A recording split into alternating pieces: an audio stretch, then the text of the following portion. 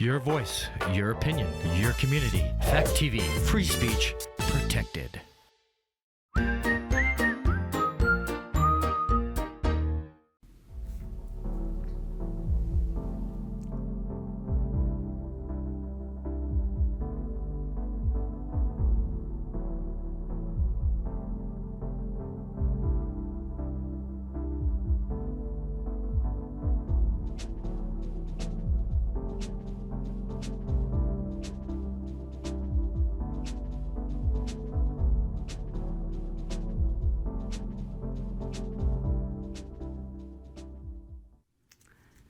Welcome to the New Commons.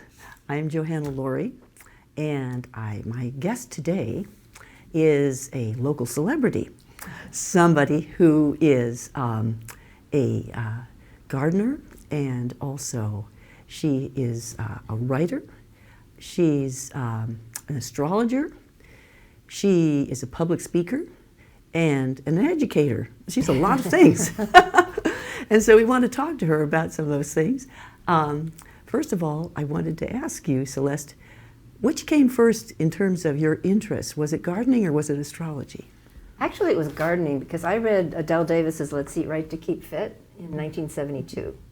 And the whole premise of her book was that if you want to be healthy, you have to pay attention to what you eat. Mm-hmm. And I thought, that saved my life, I think, because I thought, wow, that really makes sense. I'd never really thought about what I ate before that. So I became organic in 1972. And then I thought, if you really want to know what you eat, if you grow it yourself, then you really, really will know what it is that you're eating. Mm-hmm. So that got me interested in gardening. Uh-huh. So that's what started that. Did you have a mentor? Did you have somebody who helped you start when you were Yeah, I did. The first year I did. I was in a house that belonged to my brother, but it was for sale, and it was right next to this farm. And the farmer had a 2-acre plot that he would just plant it in the spring and see what happened and come back in the summer. But he said I could use part of it. And his aunt was over here, and she was an old-time gardener. So I made my garden, right on a corner, and she said that was where the cows had eaten for years. Mm-hmm. So it was an extremely lush, beautiful space. And she helped me with, that's a weed, and that's a, that's the things you have to learn, right? And then when I moved to my house, there was nothing there that we had to really build up the soil and create the garden. Yeah. So right at the beginning, though, you had somebody who was a gardener. You could ask those questions. That's true. That is so important. It is. I feel lucky because my father was a gardener, and even as a child, I would ask all kinds of questions. So I felt when he died rather young that I had a whole lot that I gained from him. I felt. That's nice. Yeah. I remember standing in his garden and looking up at the sky and sort of saying, "Okay, Dad, it's my turn." Yeah. Yeah. Nobody in my family gardened. No. Uh-huh. So luckily, I had this woman, Gladys. Yeah. That was there. Yeah. Nifty. Nice. So what brought you to Alstead? Because when I about a year, not a year ago, September of last year.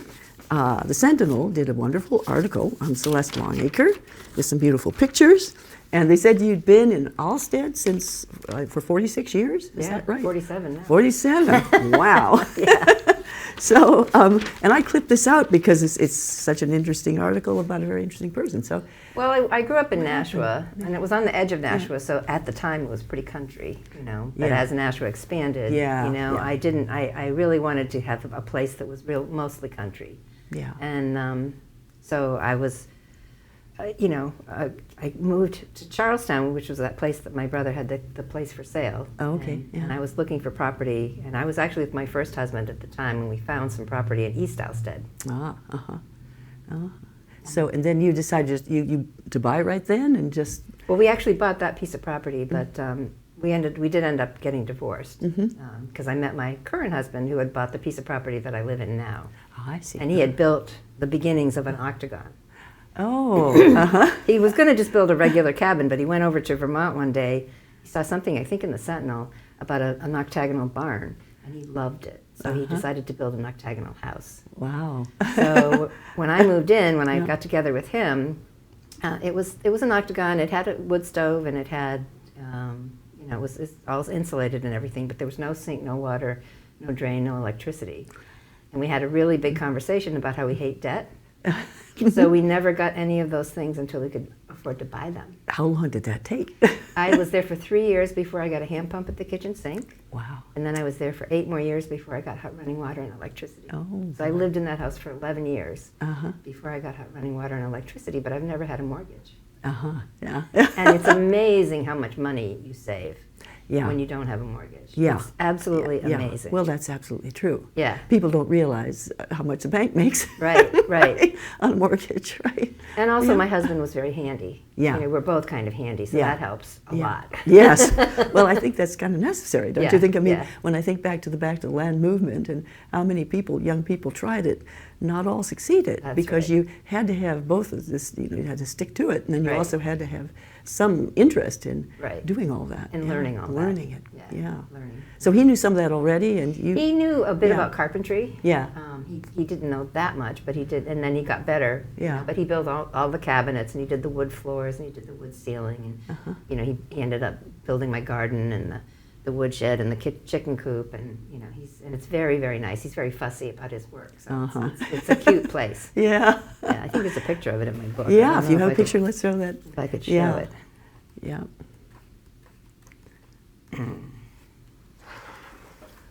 So let's just hold see it it. up so people can see that. That's Can you right, Picture right there. there's the octagon. Let's see if there. it's an octagon with additions now. Uh-huh. As Yeah. the needs change. This thing in the front is a sun space, and it's on the south side. Uh-huh. And we can actually use that in the spring and the fall to heat the house. Wow. Uh-huh. 'Cause the sun just Yeah. pours in there, Yeah. and you just Yeah. open So the door. passive solar. You've got Yes. passive solar there. Yeah. And it just Do you pours in. also have some solar panels? do also have some You solar do. panels, Yeah. yes. That are on the house or they're. Nope, they're No. in the back of the garden. Oh. Uh-huh. Because we Yeah. were in the woods, we had to clear it. Yeah. So, and we still have to clear it every year. We have to take down trees to keep the sun coming in. Yeah. So we put the solar panels in the back of the garden Yeah. to be in the sun as well as the garden. Yeah. What was that like taking down those trees? My family's originally from the Midwest, and I've read a number of books about what it was like when people were clearing, forest area to have a house, and that was not an easy job Well, back this then. was- It still isn't. Yeah, this was sucker forest. So the Yeah. trees were all about this big Oh, around, not too and they were big. about that far apart, and they were about 10 feet tall. Oh, uh-huh. So you couldn't even really walk. But my Yeah, husband cut yeah, the trees and yeah. pulled the stumps, and I had to pickaxe the roots out. That's the and hardest bring part, in the isn't soil. it? All that, the roots and all that. Yeah. And where'd you get the soil from? Something I like that? composted it, or I used Mm-hmm. to get a truckload of manure from a farm, and I would have them dump it off every May, and then I would let it sit there for a year, Mm-hmm. so it would cook out the weeds and the bugs, and then I would bring it in. And how do you keep those roots from other trees from coming back in? Because in the forest, they're constantly growing and they're Right. going Well, in all directions. the sucker, these were not really super big roots. Those trees were probably 7 or 8 years old. So they So you weren't think like that- big, huge trees. So that hadn't always been a forest. Then. No, it had been, I think, farmland. Farmland. Oh, and that had just grown back. Well, I think something like 80% of New Hampshire used to be farmland. Isn't that something? Yeah. Yeah. Now it's all Hard to over. see that now, but Yeah. yes. Yeah. Yeah. And so some of the trees, it's funny too, because the trees that we didn't pull out, that are on the edges, they're like this big now. Mm-hmm. Yeah. They don't And stop really growing. tall. Yeah. And their roots probably go so And those far. roots probably go really Yeah, far. Yeah. So, but then I remember reading something on your blog, which you'll talk about later, about your husband putting in stone. Now, this is under the garden? No, Or we where does it originally, go? well, originally Yeah. we just built on the what was there, and Yeah. we used wood, but we didn't want to use pressure treated wood because it's Right. treated with arsenic. Uh-huh, yeah. So every year my husband would have to go out and fix these beds. That was to make raised beds. To make raised beds. Raised beds, So we yeah, just yeah. had built up from what was Yeah. there. And he hated fixing them. And so one day he just said to me, I think I'm just going to redo all these beds in stone. So he spent 7 years redoing all the beds in stone. This is part of it. Let's show that too. And then he said, well, what would you like in the paths? And I said, well, stone would be nice. So he spent 3 Yeah. more years. I mean, really, like 2 or 3 days every week, all summer long. Wow. And because Yeah. he got all the stone from the woods, and he Yeah. did it all with a wheelbarrow Oh my gosh. and a piece of carpet. Wow. That is a labor of love. It was a labor of love. My goodness, Absolutely. yeah, yeah. And But it's a it's- really beautiful place. It's a wonderful place to be. Well, I can imagine so. So what, what's under it? You say that that's just dug down, and you don't have to worry so much about roots coming up through your soil. Well, there's no trees right around right here. there, right. Yes. So so as long as you keep down. And what do you do about the weeds? I didn't used to mulch because everybody that I knew that mulched had slugs. Oh, But what I do now is I chop up leaves. Yeah. And I put about this much of a base of leaves, and then I put straw on top. Oh. And slugs don't like straw. Huh. I don't have any slugs. Interesting. Yeah. So, Yeah. and it makes a huge difference Yeah. in terms of the weeding. Yeah. That used to, when I didn't mulch at all, it was like all I did in the summer was weed. That's it. I didn't swim, I didn't hike, I didn't bike, I didn't, go on weeding. I did weeding, yes. But so then, do you turn it in at the end of the year? Do you just or do you take it away? No. What do you do? No. Yeah. It decomposes. Yeah. So I never turned. I used to turn the soil over. Yeah. But then I got together with Dan Kittredge, who is who started the Bionutrient Food Association. Mm-hmm. And he says that turning the soil actually is genocide for your soil. Oh my goodness. Your soil organisms. Why is that? Oh. Because they have their own little houses and pathways, and they've built that all up during the summer. And as soon as you turn it over, it's like a volcano came through for them. Yeah. So he said just loosen the soil maybe if it got compacted, but nature doesn't turn anything over. Nature puts everything on the top. That's true. Of course, nature doesn't grow vegetables the way we want to. But yeah, still, the trees still need stuff to grow, Yeah, and the leaves. So what happens is the leaves decompose. Uh-huh. So I just add stuff on top. Okay. And if it seems like it's compacted, I have a broad fork, or you could use a pitchfork to just loosen it up a little bit. So you loosen it. You don't turn it at all. I do not turn it at all. That's really an important point. Yeah. Because most of us have heard that you've got to turn it. And Something every year we get out there with this. Hey, something like shovel. 34 of our states have Yeah. a plow in their Yeah. state's motto thing. Oh, their really? state's Yeah. whatever it is. Yeah, You know? yeah. That's a lot. Yeah. Yeah. Huh. So, but yeah, I mean, true regenerative gardening, I think now pretty much does not turn the soil. And even, we'll say, what if it is, I mean, yours isn't production gardening, but what about production? How can they do that in production garden? Well, they mulch. They just mulch? Yeah, And then they do the same thing. Uh-huh. Yeah. And in terms of starting in the spring, do they have to go and loosen it by hand, or do they do it some other way? I don't think so. I mean, I think, like Dan said, he's got a huge garden. I mean, he's a farmer. He sells a lot of food. Mm-hmm. And he said he spends about maybe 20 hours a week working in his garden. Mm-hmm. And he sells thousands of dollars worth of food. Mm-hmm. But he does a lot of mulching. Mm-hmm. And he uses hay, which I don't use because hay has seeds in it. Has seeds, right. So I use straw, but he said he uses so much hay that it doesn't really matter. And, and then he said the earthworms are just everywhere. Yeah, well, that's what you want. Yeah. So. Well, that's a great tip. Yeah. So then the garden, you started garden right away, even when you didn't have a lot. Pretty much. I mean, the first year my garden wasn't even as big as this table. Yeah. And how did you get the water? Did you have a well? What did you do for water? Well, for the first 3 years, we would go to actually my husband's brother's house to get water from their sink. Huh. And I actually joined the Y. Uh-huh. And if I wanted a shower, I just got in my car and I came to Keene. Oh my goodness. Because the Y used to be inexpensive. Yeah. Because it was for people like me. Yeah. So I took a lot of showers at the Y. Well, you have to be inventive. You have to think of every way to do things. But I didn't need a 40-hour-a-week job. That's it. So I had time. Yeah. You know? You have to figure out how and to I plan also, it. I mean, I think I probably had a monthly screen.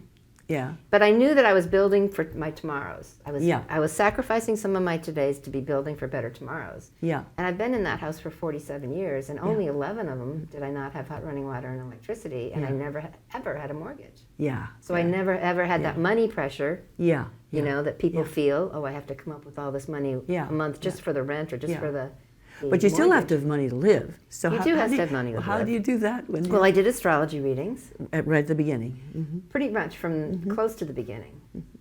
Because, you know, my chart doesn't have anything in the house of career, and it doesn't have anything in the house of work. And so when I was a kid, I wanted to be a housewife when I grew up. Mm-hmm.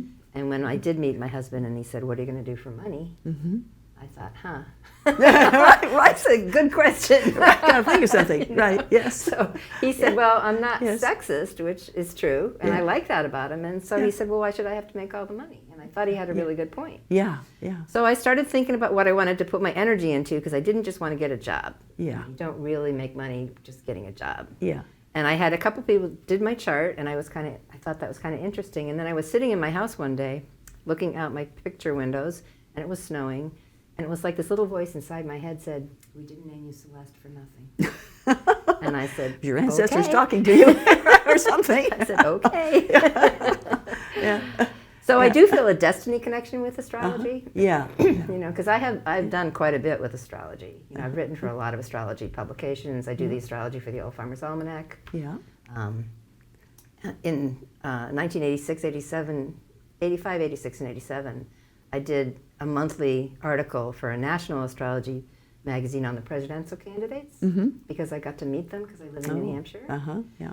And that actually got me a segment on NBC's Today Show. Oh my goodness. And they actually picked it as one of the best of the year and showed it again the following New Year's Day Oh, because that's of really its something. accuracy. So you showed how astrology can. Right. Well, you know, what we can do. usually, Yes, usually people, if they have you come on their show, they make fun of you. You know, that's kind of been the way that it was. But I ended up kind of connecting with Ken Bodie, who at the time was the chief political correspondent for NBC. So they News. didn't make fun of you. They did not make fun Good. of me. No, I was very happy. Yeah.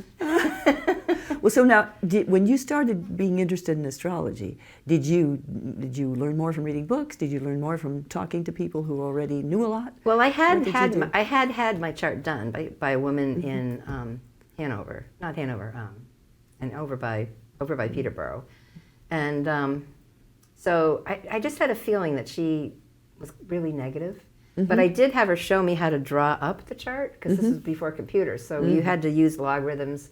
When I first started doing astrology, it took me 4 hours to draw up the chart. There's that much math that's involved. Right, it's a you lot know? of math. It's Yeah. a lot of math. Yeah. But I didn't have her teach me astrology. And actually, I know another woman that said she spent years unlearning what that woman taught her. Interesting. Because yeah. she was kind of mean. Yeah. So I just went to conferences. I got books. You know, as much as I could. Well, yeah, and then you can gradually teach yourself. Yeah, I'm developing an interest in astrology, which I didn't really have before. My husband was very interested in astrology, and so he did everybody's chart. And then I found out after he died that he'd done mine wrong. So because he hadn't taken into account the place where I was born. He had the time right, but the fact that I was born in Chicago instead of out here on the East Coast that would make a big switched things. difference. It did. Yes, It did. And so all of a sudden, I was somebody different from who I thought I was. And that was an eye-opener. And then I've made friends with a woman who's been interested in astrology for years and seemed to know a great deal about it. And she said, well, have you ever considered looking at it from the sidereal point of view? Do you do that at all? I don't do that. Because she said you might find, I mean, there are different ways of looking at the chart, and reading the chart. And I guess you wouldn't do that from just the general, you know, what's happening in the day and the month, because that's the same. But if you're looking at where it falls in your chart, and you do this sidereal thing, it's off by about 25 degrees. It's totally different. Yeah. It's totally different. Well, because the sidereal looks at the planets as where they actually are. The tropical zodiac does not look at the planets as where they are. When we say the sun goes into Aries, it doesn't go into Aries. But that's because of the precession of the equinoxes and the great ages, which takes 26,000 years to go through a great age. Okay, yeah. So would that mean that the sidereal would be more accurate? It kind of depends. I mean, I've looked at the sidereal, and if I'm not quite sure which way it goes. I think if you're Aries, you would be Pisces as It all depends. It all depends. For instance, I found with my husband, because I tried it. She showed me how to do this. And the amazing part was that when I did that, it seemed to fit me better. That was the really interesting part. Well, she also probably did it right. Well, yes, I did it right. Yeah. But I mean, it wasn't just that one thing that was off because of the, it was the rising sign that went off in the tropical. But in the sidereal, what happened was that just the way things were aspected just seemed to me that, wow, maybe this is me instead, But but I think that what was I going to say about that? it's I've lost my train of thought. Well, I think they're different But, windows, yeah, There are different windows just that you can look looking. at. It's like Yeah, you could yeah. do numerology, Yeah. you can do tarot, you can do palmistry, Right, you yeah. can read faces. There's lots of lots of different things you can windows do, you can yeah. look at. Yeah. And it shouldn't say something that's drastically different No. than other windows. Yeah. But you get additional bits and pieces of information Right. from the different windows. Right, yeah. So the sidereal would yeah. be one window and the tropical would It'd be another window. Yeah, I see that. And I can see that looking back and forth of the two, because at first I thought, could I still be both? And, I know, what the thought I'd had before was that people in the sidereal, people who are on the far end of the sign are still there. For instance, so my husband, who's a Pisces, he's a Pisces in both, okay. So it all depends on where you are in the Right, sign right, as to whether you still, Yeah. anyway. Yeah, complicated. So it is complicated, yeah, but it's interesting. And what I wanted to ask you about that was really because it seemed to me that astrology is very important for gardening. Can be, This- yes. in the sense of the bigger picture, Right. not just what this year is doing, or what this year is doing in relation to where everything else is, where the planets are. And do you think that? Or Absolutely. Well, yeah. like the moon it starts at the new moon, and it waxes up to the full moon, Yeah. and then it wanes back to the new moon. Yeah. So for planting, you would want to plant things that during the waxing moon that grow above the earth. Okay. And you would want to plant things in the waning moon that grow below the earth. Oh, So like okay. carrots and beets Okay. and onions actually don't grow below the earth, but carrots and beets and parsnips and Yeah. potatoes. Root vegetables. Yeah. And then tomatoes and things like that you would want to plant between the new moon and the full moon. Yeah. The energy is coming up. And is that something then that people can find out from, say, reading the Old Farmer's Almanac, Right. which Yes. you give them a monthly? I do. Right. I give them the best days to plant Yeah. both yeah. the above ground crops and the below ground crops. Yeah. It's in the best days, which is part of the Old Farmer's Almanac. Okay, I went to that site and it's a little confusing. Of course, it's probably me that doesn't. I have problems with technology, but I found it because I didn't find your name at all. But I found a section where it talked about what's happening in March and what what are good days in March. Well, mostly it's the Yeah. booklet that Okay. you buy. The Oh. booklet. That's where you actually find it. Okay. Yeah. Okay. Yeah. So, talking about right now, most gardeners, serious gardeners like you, have already planted seeds. A few. Yeah. Not a Which ones lot. have you planted so far? Well, I plant my onions either in late January or early February. So I have the onions started, and I have a few tomato plants started. Because they but take a long time. Yeah. They do. But I'm really going to start planting. I usually start planting a lot at the beginning of April. Yeah. Because that's yeah. when usually there's no snow on the ground. Yeah. I'm hoping. So you have grow lights. How do you? Yeah, do I you do put them have in grow windows, lights, or- and I have a little Yeah. heat mat. Yeah. And the onions don't need that. I have a window, like a garden window that kind of sticks out a little bit. It's not in the south part of the house, it's in the southwest part of the house, but the onions don't mind. And they can even be really tight. You can plant, a couple hundred onions in a space like that. At the big. beginning, because they're slow Right, growers, and then right. They you don't- separate them out as they get Right. bigger. Yeah. And then you keep them cut down. Okay. Huh. So I interesting. trim them every few days. So maybe that's the answer. I remember a couple of years I really tried very hard to grow things from seed. And as I recall, it took a while, of course, different seeds come up in different amounts of time. But when they do, they start molding. They start just going. Right, and they get why all you need leggy. that's why you need the lights. Okay. Yeah. Because otherwise they will bolt. Yeah. Yeah. And you don't, but some of them you cut down, is that right? Well, just the onions. Just the onions. Yeah, just the Okay. onions. And the onions, so I keep them cut back about like that much. Okay. Yeah.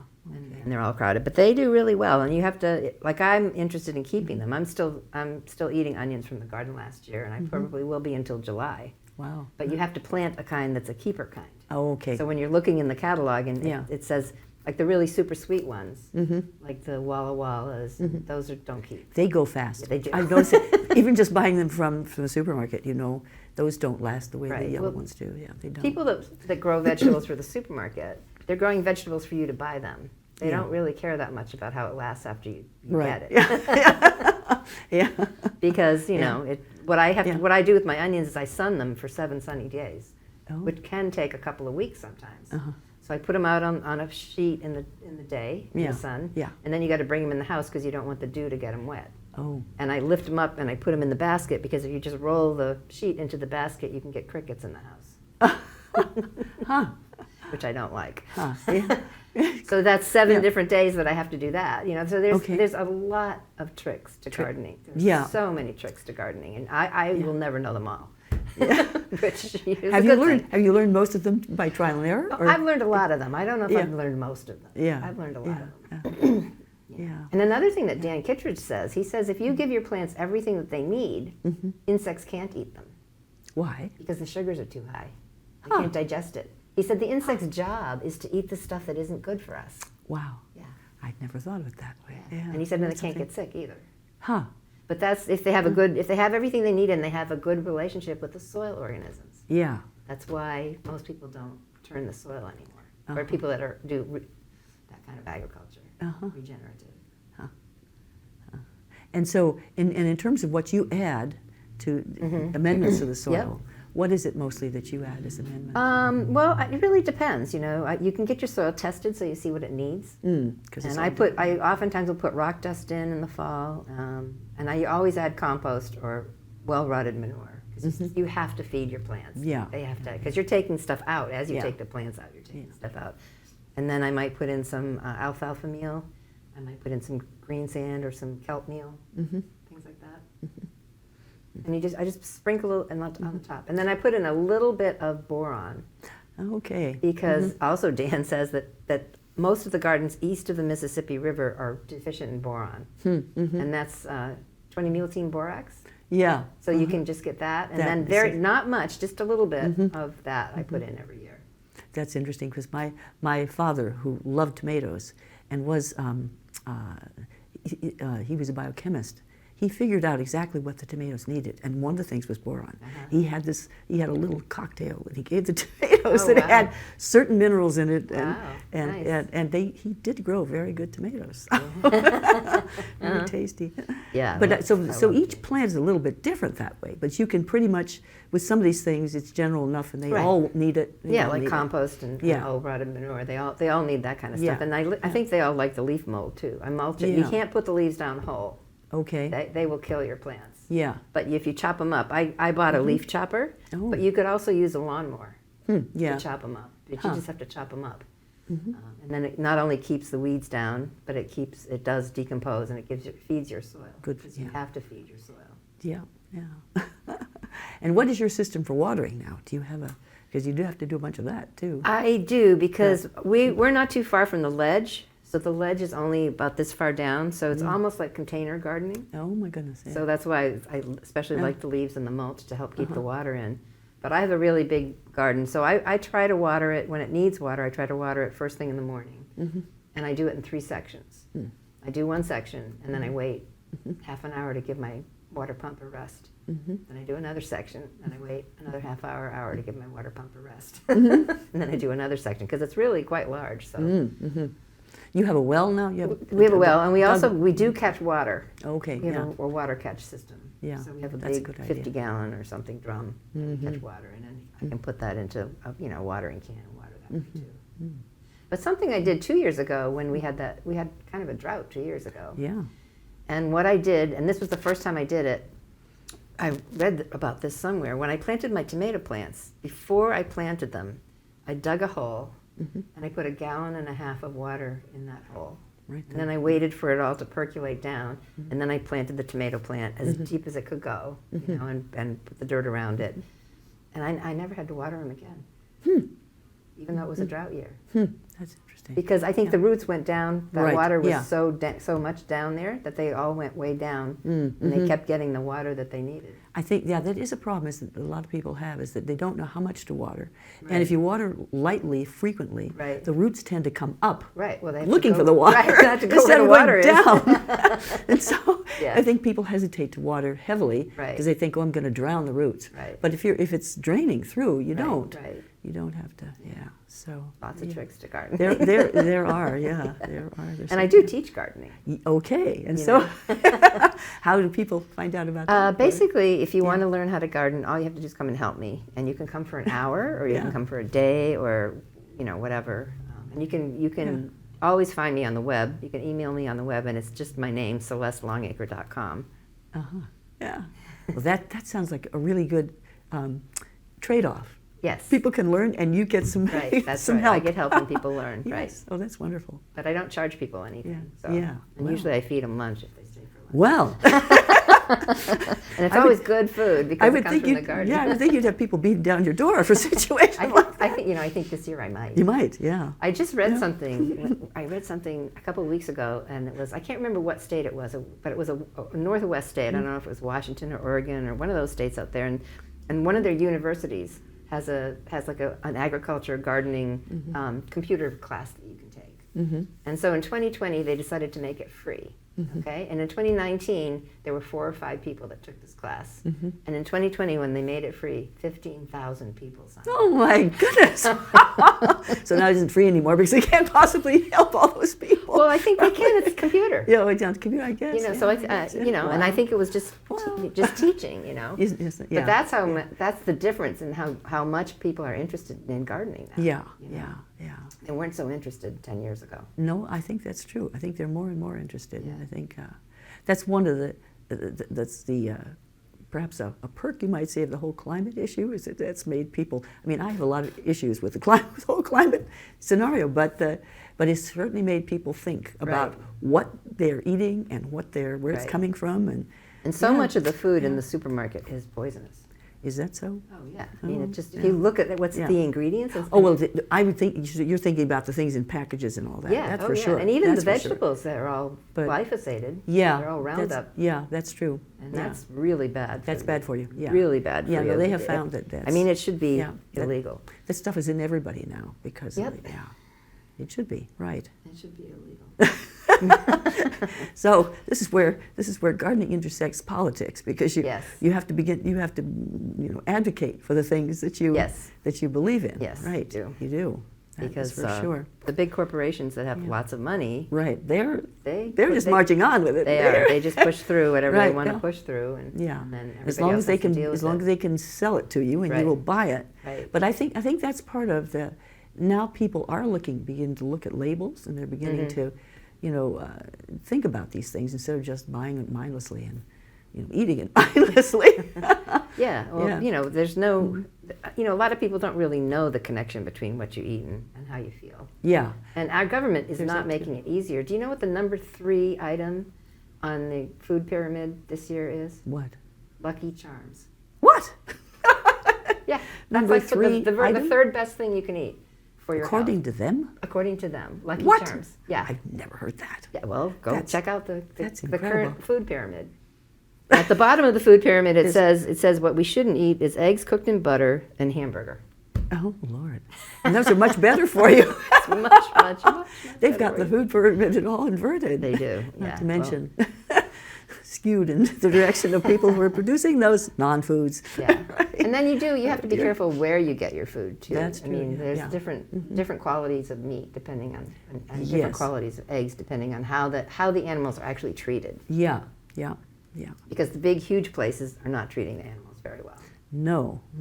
I think even in the supermarkets now, there are places, you can buy eggs that have not been fed feed that you wouldn't want anybody to eat.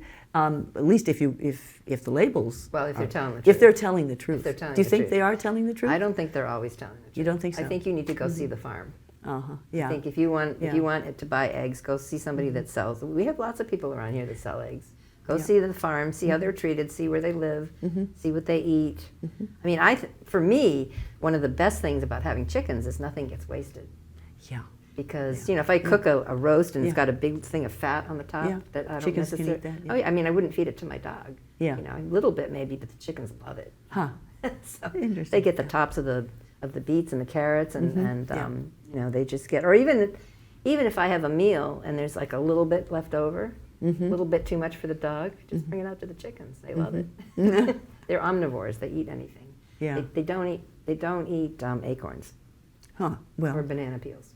There's a few things they don't eat, but almost everything they do eat. Yeah. And they're pretty easy to take care of.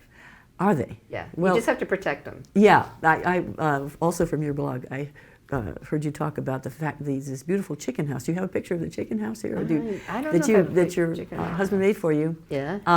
And you called it Fort McChicken because you were saying how you're protecting your chickens, the ways in which you were protecting those chickens. Because a lot of us think, all you have to do is just buy a simple cage and you can stick them out in the yard. Well, you have to have fence around the yard. Yeah. And you can show people that. Okay, so hardware that's cloth on the windows if you're going to. Okay, yeah. I don't know if you can see the hardware cloth on the windows. The hardware cloth it's really not a cloth at all. It's like a really tight mesh. Yeah. And also I have that up against the bottom of the fence, and then I have it 18 inches out underneath the soil. So if something tries to dig under the fence, it hits that. Yeah. Because you've got all these possibilities. There's the diggers, everything and then the flyers, the ones who, the hawks and such, which would come in and just grab a chicken. Everything likes a chicken dinner. Right. And then for the hawks and stuff, I have surveyor's tape that I put a piece of clothesline in the middle, and then from one end to the other I go over the clothesline, and then this way and that. So there's all this stuff in the sky that they would have to fly through, which they don't want to do because they like open spaces. Yeah. So I've never lost a chicken to a flying hen. Oh, that's great. Yeah. When my son was raising chickens for a while out in Gilsum, we heard from somewhere that you could use you could recycle the old discs that way because they're shiny, So that's what we did. We did rows of them across the chicken yard, and of course in the breeze, they move, and that would confuse the. And that worked. Yeah, it did work. Good. That did work. Yeah. If they got out of the pen area, then they were on their own. Yeah, that wasn't so good. Yeah, that wasn't so good. And you don't have to. Do you have to clean the house a lot? I remember the part I liked the least was cleaning the house, and we did that maybe every 2-3 months, I think. Yeah. Because the droppings, you right. had a lot of droppings, and you wanted to put fresh. I totally clean the house once a year. Yeah. But what I do is I have these things. I think they're mostly made to mix cement in. They're about this high and they're rectangular, and I put that under the roost. Yeah. So the poop goes right in there. Oh. And then I just take that out and dump it in the compost. Oh, that sounds like a good idea. But I don't clean the whole thing except for once a year. I do. Okay. Yeah. So it's how you arrange it to begin with that helps, because if we had a wood floor. And the stuff gets stuck to the wood floor. Yeah, it does get stuck. That's no fun. You have to scrape it off the wood floor. Yeah. Oh, that's no fun. Yeah.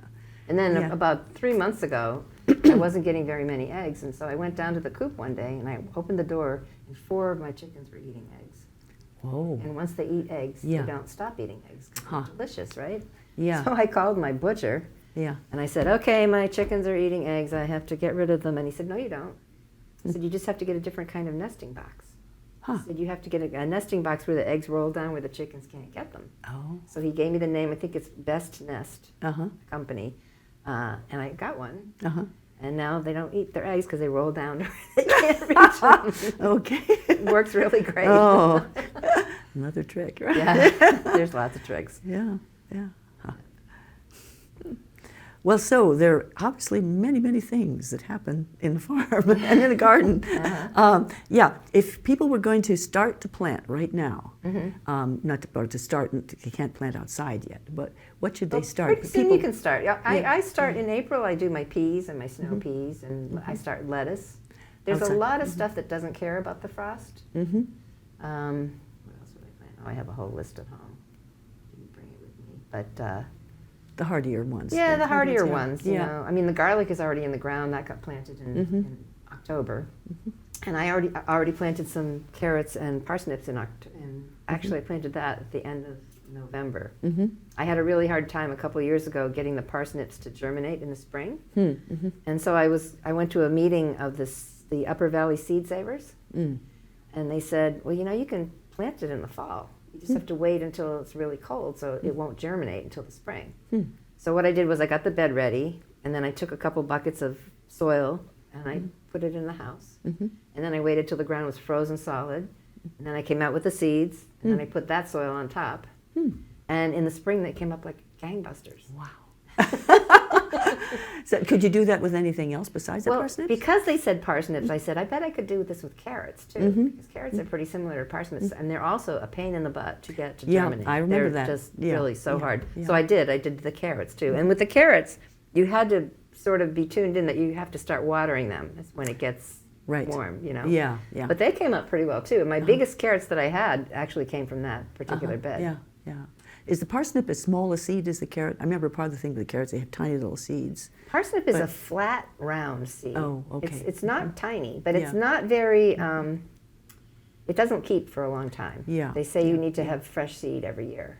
Yeah. And 2 years ago, I let a couple of parsnips go to seed, and I had hundreds of seeds. I mean, hundreds and hundreds. And so I was, again, the Upper Valley Seed Savers. I said, oh, I've got all these parsnip seeds. And I told them I had a couple of plants. And they said, no. They said, you have to have like 15 plants if you want the genetics to be right. Oh, So I did plant some of those. I ate them. And this year, I'm going to let a good 15 of the parsnips that are still in the ground go to seed. And I'll have hundreds of thousands of parsnip seeds. If you like parsnips, I do. Well, come and ask me about seeds, or bring something to put seeds in, because I'm going to have way more seeds than I need.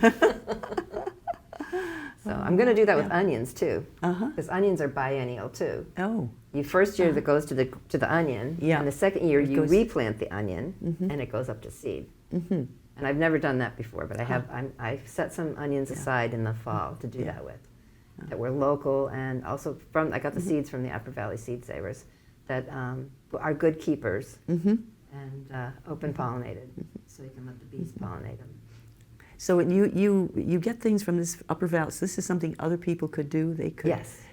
And where else could they go for seeds? I know there are various seed companies that are good. Oh, there's a I lot love of the seed Fedco catalog. Fedco's catalog good. because it's funny. Well, I also like the Fedco calendar catalog because they have A, B, C, and D, and the difference is if you want a small packet or a little bigger packet or a bigger packet, and so I plant, thousands of carrots, and thousands of beets, and so I like the ability to get that bigger packet, Right. Yeah. without having to buy 10 little packets, Yeah, so it's economically better. So Fedco is a really good place. Yeah. I don't like Johnny's because they are almost all F1s. They're, what do you call it? They're not open pollinated. They're hybrids. Oh, yeah. So you can't collect their seeds. Yeah. And I've never really tried to do seed collecting, but I think we're coming into a time period It's a good idea. where it might be a good idea. Yeah. I always get extra seeds, and I keep them in tight glass jars. But we might be coming into a time where we're going to have to get our own seeds. Yeah, yeah. If they're, I read an interesting article about how they're saving seeds up there and near the North Pole in Norway, isn't it? There's seeds from plants that they don't want to disappear. And they don't, Right. But anyway, we won't get that. No, and I'm Elaborate, so I got but our own a seeds, seed saving book. I got a seed garden book, and it's really interesting. It's got some really neat things. Yeah. Excuse me, like if squashes are notorious for crossing because they're all Yeah. And so what the seed book said was the night before the flower's going to open, you go outside and you put a clothespin on it. Oh. Then you come out in the morning and you open them up and you take a little Q-tip and you put the clothespin back. Oh. And then they won't get cross-pollinated because they're only going to get pollinated by whatever you put on the Q-tip. I see. That's it. Well, that eventually one becomes, I'm thinking about you do this with, everybody does with fruit trees who wants to have special fruits and crosses and whatnot. But yeah, there's so many things you can do. I don't have any fruit trees. I did plant I think it was a pear. Yeah. A dwarf pear. Yeah. And one year I had so many pears on that tree, it uprooted itself. But it must have been happy if it had all those pears. It uprooted itself. Yeah, well. And then it was done. It's done. Well, that's too bad, but So I have a lot of blueberry bushes. I let the blackberries grow where they're not going to bother anybody, and I have a raspberry patch. Yeah. So I freeze those. Yeah, that's great. Yeah. Yeah, that's really great. Yeah. So they're good. Well, now, so I want you to talk some about your books and about your blog while we have time, and then we'll whatever else. So you have this wonderful blog in which if you go to www.celestelongacre.com, then you can see some of the videos that have been made of Celeste in her home and other places. I saw one on making kvass, the kvass video, and then she's got interviews, radio interviews with people, and they're just lots of interesting and things. a lot of articles that I've written on how to do things as well. And about the books, and then the and also tips. There's the other things I noticed that you talk. I think in your book as well. I'll find out, but. Canning, freezing, drying, fermenting, root cellaring, some of these, the ways you preserve your foods. And then in the cases where you don't raise it yourself, I noticed on the blog you can point people to certain places they can buy organic foods. Because farmers in the summertime, when all their crops are coming in, if you want to purchase a large amount, they'll give you a discount. That's a great thing. They won't charge you the same if you just want a little packet of carrots. Well, and you, as you mentioned, and I think it's so true, that buying local is what's going to save our country and our economies. Absolutely. And the planet. And the planet. So, actually going to the farmer's market and buying from the farmers is the way to go if you're not going to be raising it yourself. And talking to them about it. And they also, I love talking to the farmers about what's happening in their gardens and the tips for this year. Every year is different. Every year is different. Yeah. Some stuff does good and other stuff doesn't do so good. Some like it wet, some like it dry. Some like it hot, some like it cold. Now let's talk some about your books. So Celeste has written 3 books, and the first was this one. Is that right? This one, Visitor's Guide to Planet Earth and an Astrological Primer. So that's got a little bit of information about everything. A friend of mine called it the Jiffy Notes of astrology. So it's got a little bit about the planets, a little bit about the houses, a little bit about the signs, a little bit about the aspects. I wrote it because when I did readings in the 80s, I would have regular big fat astrology books that I had available for people to buy, and they were like, "Oh no, that's way too much information." Well, it's very complicated. It's daunting. I mean, a friend loaned me a book, and I thought, I'm never going to. And when I think about the math involved in this, and then I realized, well, I could do some of it without the math. Well, I was the first one I knew to get a computer. Because it did the math. Wow. So, but this is the interpretation of what you see when you look at a chart. And well, show us a couple of the charts, and we'll see how this goes. See how different they can be. These are all natal charts, and you need to have your time of birth if you want to see exactly what's going on. So this is a person. So this is a person that has a grand trine. See the grand trine? And a grand trine means that there's something that you're really good at. There's a base that you can't be knocked off of. Like Gandhi had a fire grand trine, so he had a faith base that he couldn't be knocked off of. John Lennon had an earth grand trine, so he had a practical base that he couldn't be knocked off of. This woman has a water grand trine, so she has an emotional base that she can't be knocked off of. Or you could have an air grand trine, which would be an intellectual base that you can't be knocked off of. So these people have very many talents and abilities. They usually have successful lives because they have that. Or you could have a chart that would look like this, which is called the executive chart, because it's kind of equal, where all the planets are equally around the chart. So it's actually called an executive chart. This chart belonged actually to a man who, when he retired, was vice chairman of the board of A&P. So he was pretty successful with his executive chart. Okay, or you could have a chart that looks like this. And these first 3 people are all Pisces. This is a chart that's very hard to live because it's got all this opposition in it. And it was discovered that this young person, when her mother was pregnant with her, she took uppers in the morning and downers at night. So all births are not created equal, right?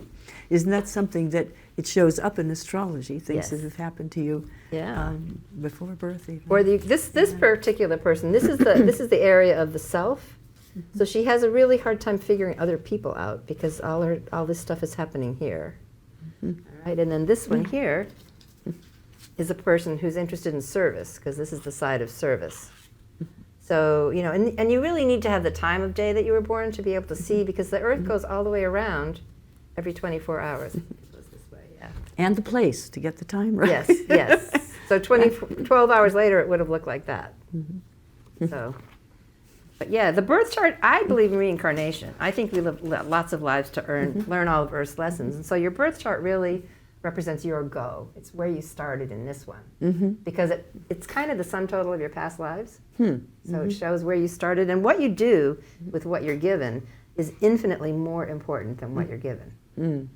But it does show what you're given. It shows your beginning point, your go. So it doesn't have to limit you when you see because some people think, oh, this means everything's predetermined, and that really isn't true. Right.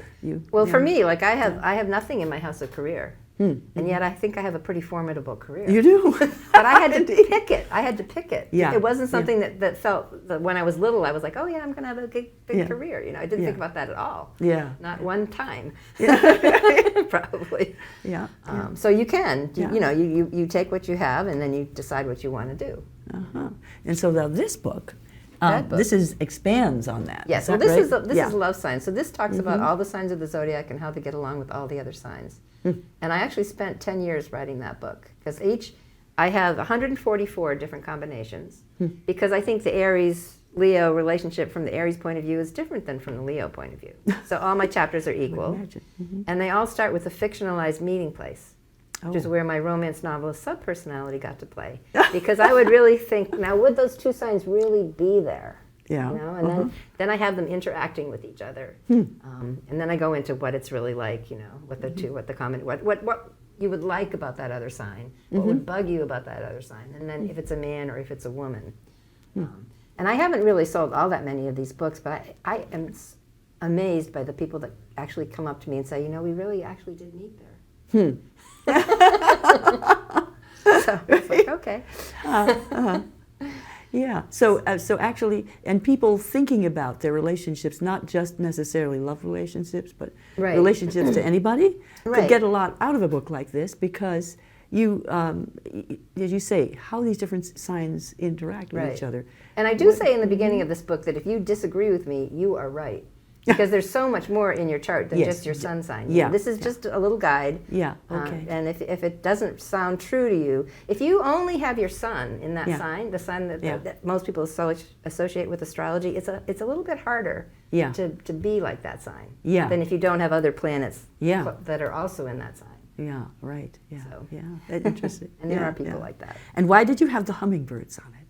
It's a very colorful, beautiful cover. Well, they're stargazer lilies. Okay. Yeah. And I thought the hummingbirds would be nice with that. Because it's interesting. When I saw this, I was reminded of an article I'd seen last year in the Sentinel about hummingbirds, which said that hummingbirds see colors we don't. That they see ultraviolet. So this colorful book, you got a bird that sees these things, which is kind of amazing. People think that hummingbirds are so delicate, but they are not. No. They are very territorial, and I have a bird that will sit on my fence and guard my flowers from other hummingbirds, and the other one comes along and they can be really nasty. It's true. They're brave. With each other. Birds. So. Interesting. Well, let's leave a little time to talk about your garden book, the most recent one, which has it's more like a homesteading book because it does have gardening, it has canning, it has freezing, it has drying, and how to do backyard chickens. So it's got a lot of different things in there. It's got everything that people wanted to know when they came and saw your garden, right, and your house, and said to you, "You really have to write about this." Well, actually, this book, I wrote this in the '90s, and that was back when you had to print lots of them to get a good price. So I printed lots of them, most of which are still in storage in Keene.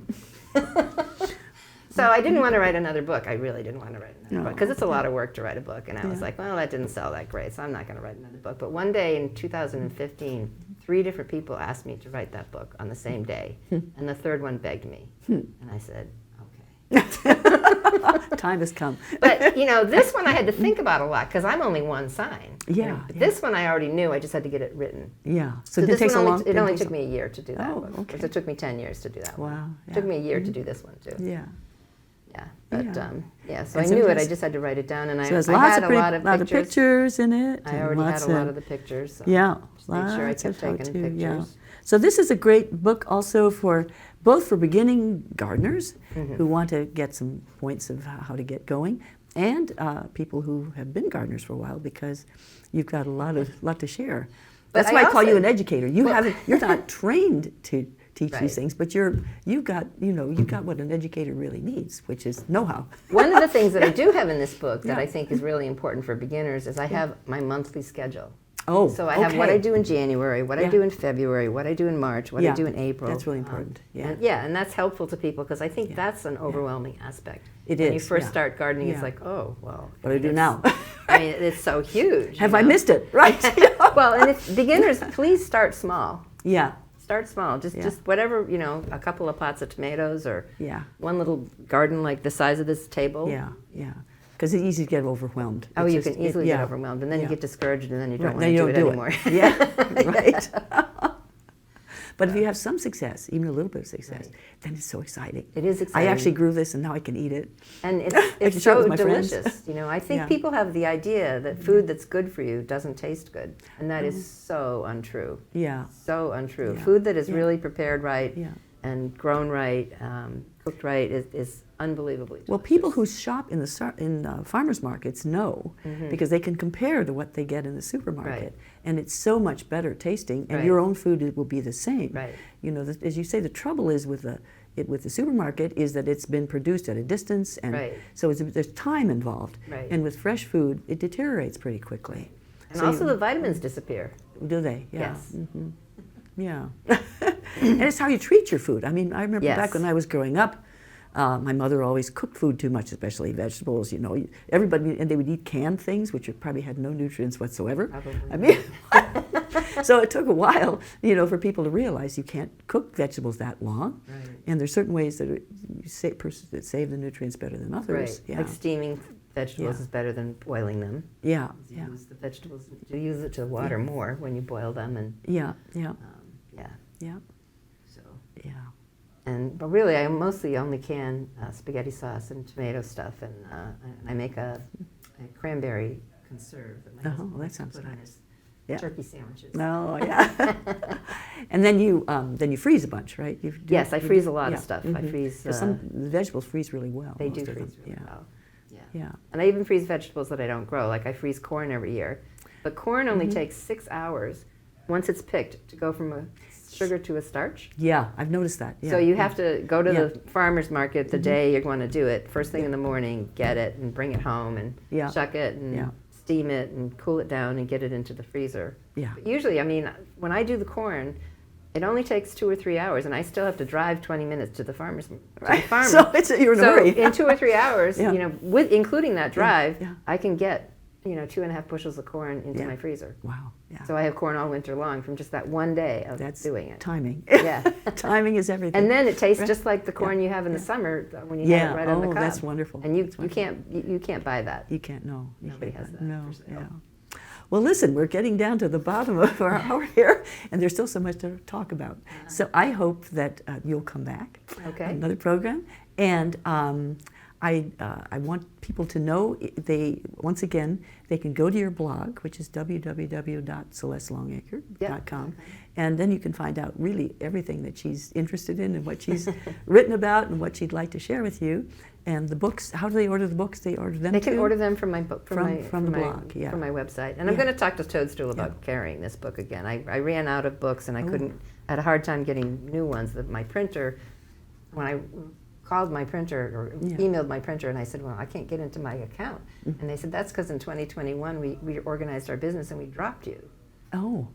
Yeah, they didn't even offer to give me back Oh all my all my stuff, so Oh my I didn't goodness. have my stuff. Oh my But luckily, a while later, the guy, the computer guy that did the typesetting for me, he found it. Mm-hmm. Yeah. So now I have a new printer. Uh-huh. And Yeah. finally, I only got these books like about 10 days ago. Oh boy.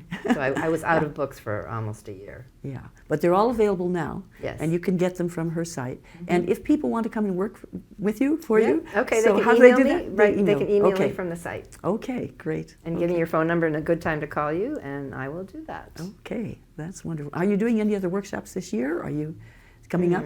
I am doing something in Vermont, in Chester, Vermont. I'm doing something on a Sunday afternoon or Saturday. Saturday, it's kind of a whole day thing. It's a PowerPoint on planting and then another PowerPoint on harvesting. Oh, mhm. And And when's that going to be? that's going to be in April. Oh, towards the end of April. I'm Okay. trying to think of the website. and that will be. Space. Try to go capitals SPACE with a dot in between Yeah. each one, Will- .com. Okay, will that be announced in the paper or somewhere so I people can don't find think out? so. Don't think. Okay. So check the website. Yeah. Okay. Thank you so much, Celeste, for Okay, being well, with thanks us for today. having me. Yeah.